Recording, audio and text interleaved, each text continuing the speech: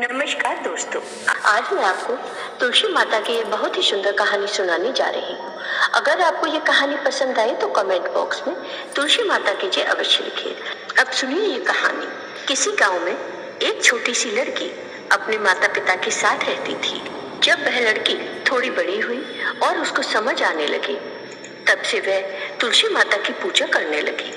उसका रोज का नियम था कि वह तुलसी माता की पूजा करने के बाद ही खाना खाती थी। धीरे धीरे समय बीतने लगा और वह लड़की विवाह योग्य हो गई। तब उसके माता पिता ने एक सुयोग्य वर ढूंढकर उसकी शादी कर दी। विदाई के समय उस लड़की के माता पिता ने अपनी बेटी को एक तुलसी का गमला दिया। वह लड़की तुलसी के पौधे को लेकर अपने ससुराल पहुंच गई। ससुराल पहुंचकर वह सुबह उठकर ही तुलसी पूजन करती, फिर उसके बाद ही खाना खाती थी। उसका पहले जो नियम था वही ससुराल में भी था कि वह तुलसी के पूजन करने के बाद ही भोजन करेगी। उसकी 2 जेठानियां भी थीं। वो दोनों जेठानियां उसका मजाक उड़ाती थीं। वह कहती थी कि बड़ी नियम धर्म वाली बनती है। वो दोनों उससे ईर्ष्या करती थी, इसलिए वो दोनों तुलसी जी का गमला छुपा देती हैं। वह लड़की बड़ी मुश्किल से गमला ढूंढकर लाती और तुलसी माता की पूजा करती और उसके बाद ही खाना खाती।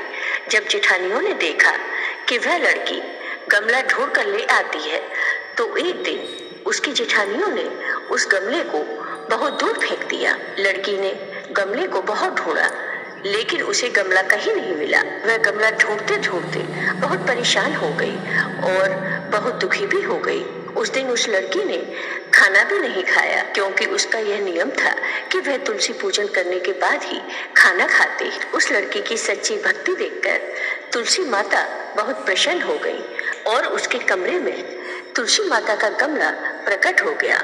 अगले दिन जब वह लड़की उठी तो देखती है कि उसकी खाट के चारों कोनों पर तुलसी माता का गमला आ गया है। यह देखकर वह लड़की बहुत खुश हो जाती है और वह सोचती है कि अब मेरी तुलसी माता को कोई नहीं चुरा सकता और पूजन करने के लिए भी मुझे कहीं बाहर नहीं जाना पड़ेगा और कोई मेरी तुलसी माता को फेंक भी नहीं सकेगा। अब वह जल्दी से उठकर स्नान करती है और तुलसी माता का पूजन करती है। जब वह खाना खाने बैठती है तो उसकी जेठानियां उसे देखती हैं और उसका मजाक उड़ाने लगती हैं। वह कहती हैं कि देखो, देवरानी का धर्म नियम पूरा हो गया। फिर जेठानियां अपनी देवरानी से पूछती है कि क्यों, तुलसी जी की पूजा कर ली क्या? तब देवरानी धीरे से कहती है, हाँ कर ली। तब जेठानियां कहती हैं, कहाँ से कर ली पूजा? गमला तो फेंक दिया था। तब देवरानी कहती है कि दीदी देख लो, मेरे कमरे में खाट पर तुलसी लग रही है।